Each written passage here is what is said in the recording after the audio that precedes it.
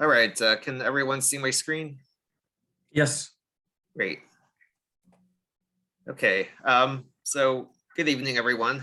I'm Philip Wu with the City of Pittsburgh Department of City Planning. And tonight we are co-hosting a development activities meeting with the two registered community organizations in Oakland, the Oakland Planning and Development Corporation, OPDC, and the Oakland Business Improvement District, OVID. And we have just one project on the agenda tonight for the installation of new 5G wireless antenna and stealth enclosure located on the rooftop of the Wyndham Hotel at 100 Lytton Avenue. And we have a few folks here from Jacobs who will be presenting shortly on the projects. Before we get into the presentation, though, I just want to go over a few pointers related to participating in tonight's Zoom meeting. First, if anyone has any technical issues or needs any assistance, please feel free to use the chat feature, and I'll be sure to help you out. For any questions to the presenters, you can use either the Q&A tool to type out your question or comments, or you can tap the raise hand button if you'd like to speak out loud. And if anyone is calling in by phone, press *9 and that will raise your hand. And then I will unmute you when we're ready to have you speak. And as far as presenters, we ask that you be mindful of anyone who might not be in front of their computers and maybe on their phones, and try your best to describe what's on each of the slides. And just a note that we are recording this meeting for the RCOs to post online if so desired, or just to share with anyone who wasn't able to participate tonight. So just a little about what a development activities meeting is. A DAM, or development activities meeting, is a meeting that's held as part of City of Pittsburgh's registered community organization program, of which OPDC and OVID are both members. The program seeks to incorporate community input into planning and development activities in neighborhoods that have strong community groups that have applied to be part of the program. Whenever a project applicant requests to go before the Zoning Board of Adjustment, the Planning Commission, the Historic Review Commission, or the Art Commission, or some combination of the above, and whose projects meet certain thresholds, they must coordinate with the RCO and city planning to hold a development activities meeting to engage the community. So these meetings provide community stakeholders and residents an opportunity to learn about projects in their neighborhood that may affect them, and to share any concerns and ask any questions and provide feedback to an applicant before the project moves on to a public hearing. So there are two RCOs in the vicinity of the project sites, OPDC and OVID.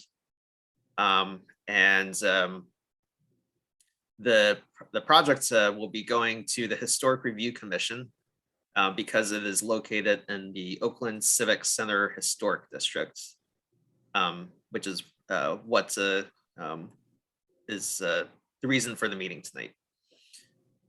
So what I'll be doing in the background here is listening into the presentation and taking note of any questions or comments from panelists and attendees, as well as any of the answers that are provided to those by the applicants and project teams.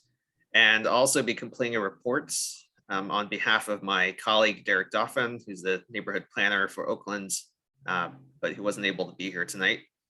And this report will go to the Historic Review Commission to document the proceedings from this meeting. It will not make any conclusions. It's really just to provide a proceedings minutes from the meeting, and to get an idea of any of the input that was received. So yeah, if If anyone would like to contact the HRC or provide written testimony, you can send an email to historicreview@pittsburghpa.gov. And HRC meetings are scheduled for the first Wednesday of each month.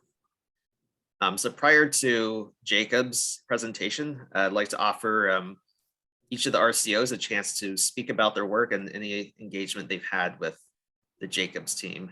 And I believe we have Sam Gallagher going first. Yeah, thanks, Phil.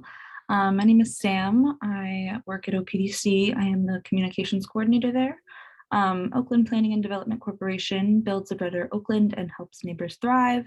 We offer a variety of programs, including affordable rental housing, affordable home ownership through our Oakland Community Land Trust, community organizing, neighborhood advocacy and planning, workforce development and financial coaching, design review, and youth mentoring. And then up until today, we have had no prior engagement with the Lytton Avenue cell antenna project. And then, these are some upcoming meetings that we have going on.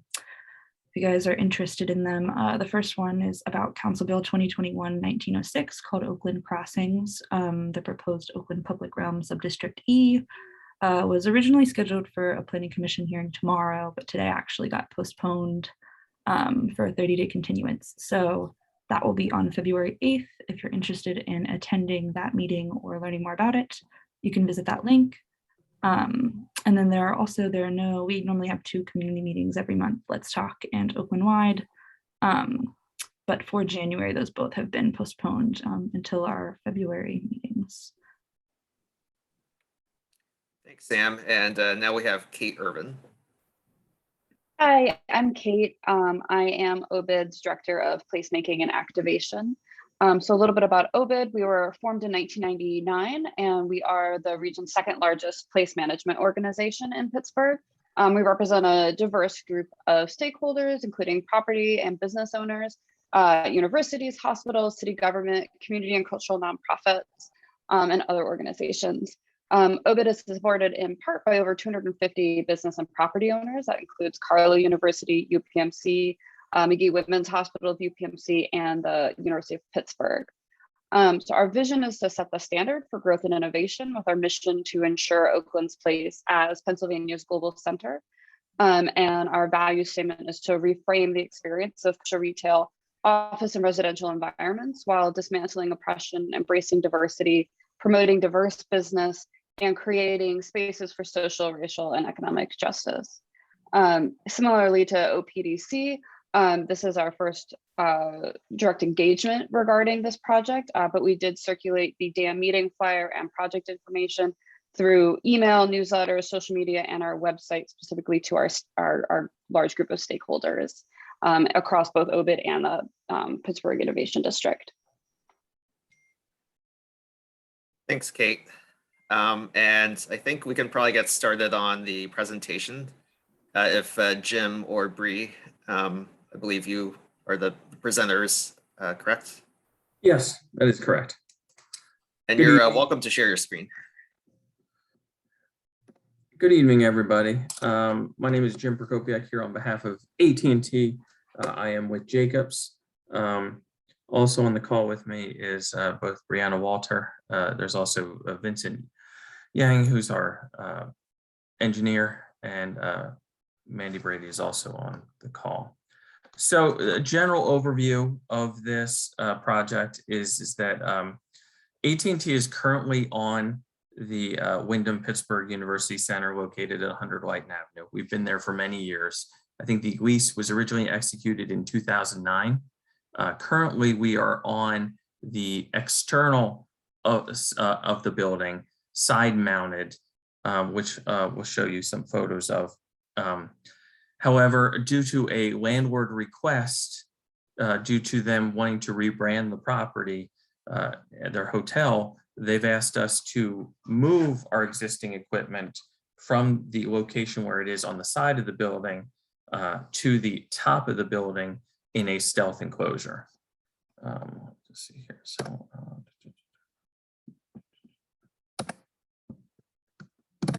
a second here. So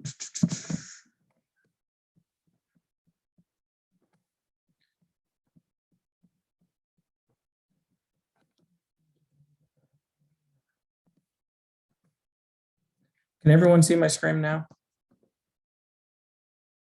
These showing the, I don't see anything. okay. Make sure.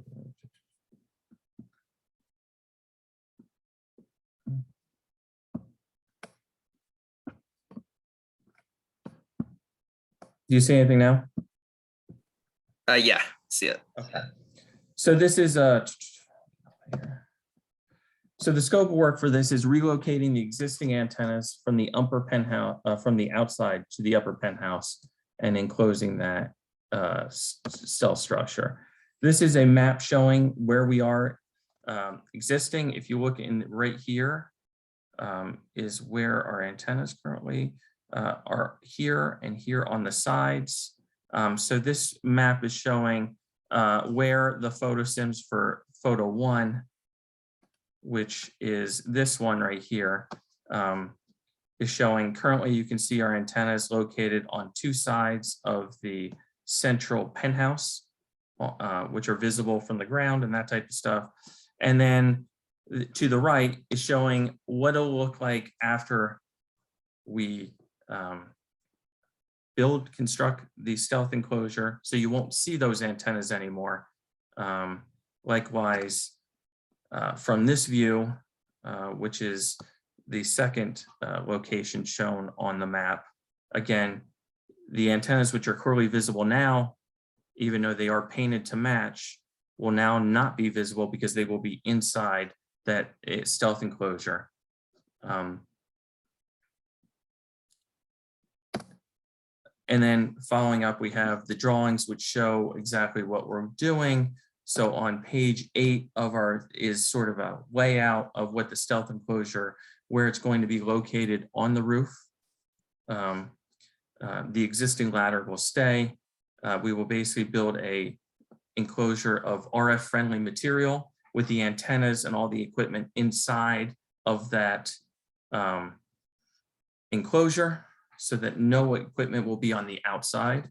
9 is showing the heights and the vertical elevations of the proposed enclosure. As you can see, all the equipment will be inside, and so it will raise above, but it will be, all the equipment will be located inside. 10 is just showing a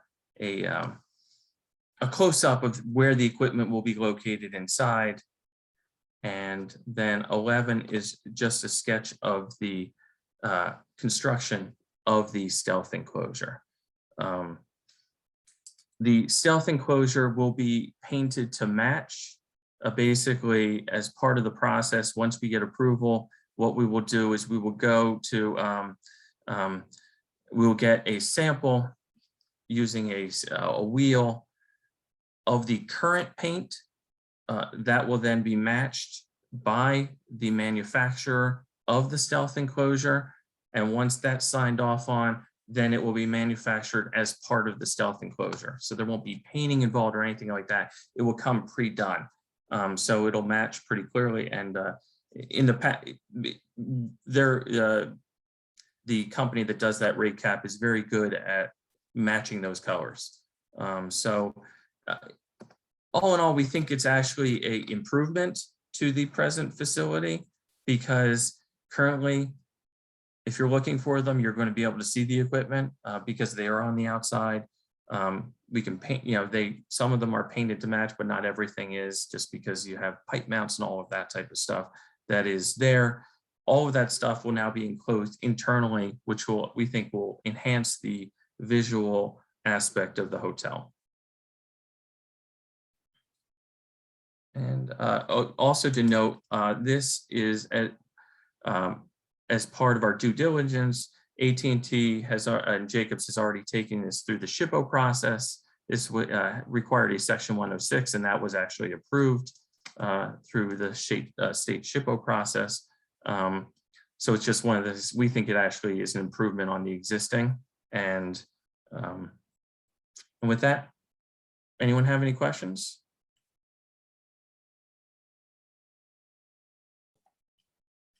What is the SHPO process?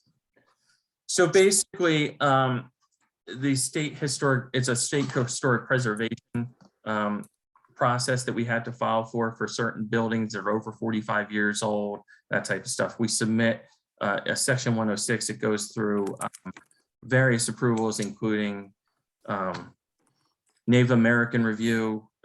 All these things are sent out to various people who have signed up for that federal state process.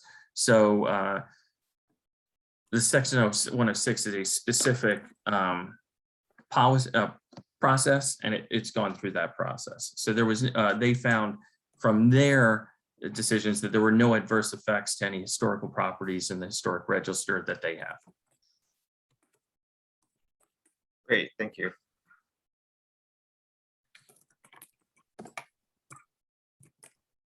Do we have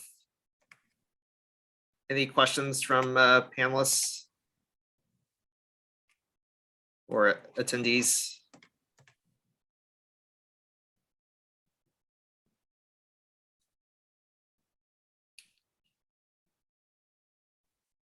Don't see anything in the chat or the Q&A. Okay, looks like there's a hand raised. Liz, I've allowed you to speak. That's just me. The Shenley Farms Civic Association approves this, and we think that it's a significant improvement over what's currently there. And if you need a letter to be written or anything to help you through the HRC, we're happy to do whatever we need to do. Thank you.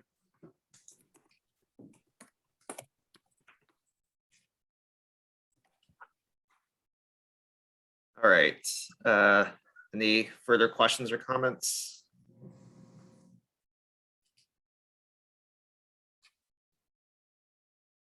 Seeing none, I'd like to thank Jim and Bree and the rest of the Jacobs team for taking the time to present.